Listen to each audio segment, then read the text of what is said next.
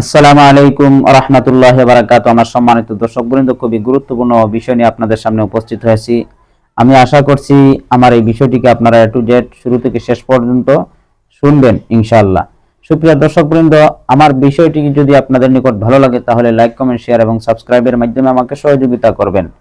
আজকের বিষয়টি খুবই গুরুত্বপূর্ণ, তাই একটু মন দিয়ে শোনার চেষ্টা করবেন। সুপ্রিয় দর্শকবৃন্দ, হযরত আবু বকর সিদ্দিক রাদিয়াল্লাহু তাআলা আনহু ইসলামের প্রথম খলিফা।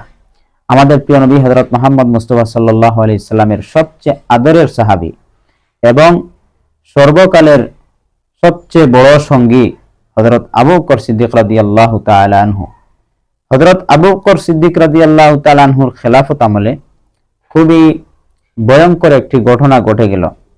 এক ব্যক্তি মারা গেল।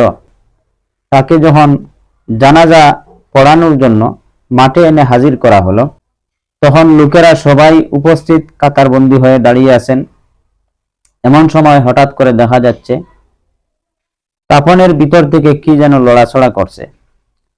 তখন তার কাফনের কাপড় খুলে দেখা গেল গলার মধ্যে বিষাক্ত একটি সাপ পেঁচিয়ে আছে এবং তাকে চুম্বন করতেছে এবং তার মাংসগুলা কামড়ে খাচ্ছে। সুপ্রিয় দর্শকবৃন্দ, এই অবস্থা দেখে লোকেরা এই সাপটিকে মারার জন্য প্রস্তুতি নিল। তখন সাপটির গায়েবীভাবে তার জবান খুলে গেল।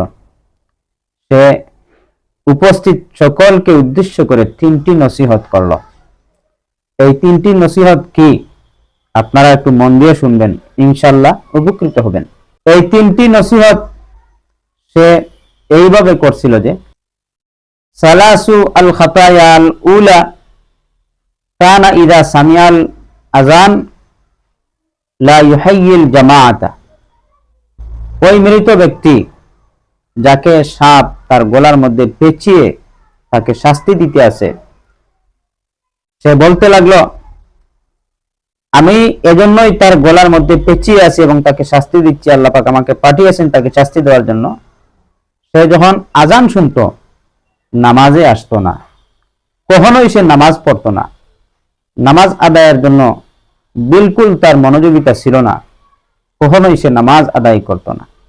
এজন্যই আল্লাহ পাক রব্বুল আলামিন আমাকে পাঠিয়েছেন তাকে শাস্তি দেওয়ার জন্য।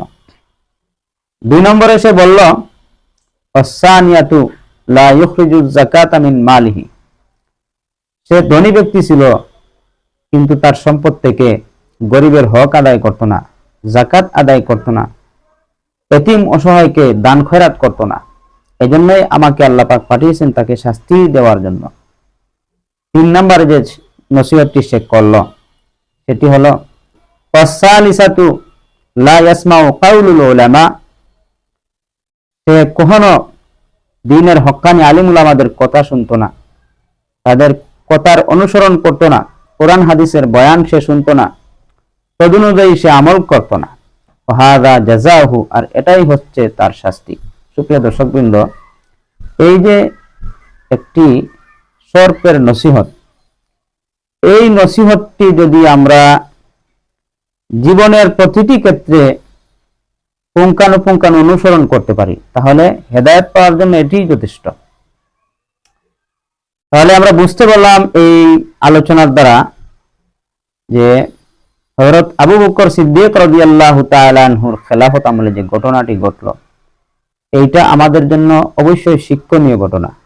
তাই আসুন আমরা যেন এহেন গর্হিত কাজসমূহ থেকে বিরত থাকি। আল্লাহ পাক যেন আমাদেরকে বিরত থাকার তৌফিক দান করেন।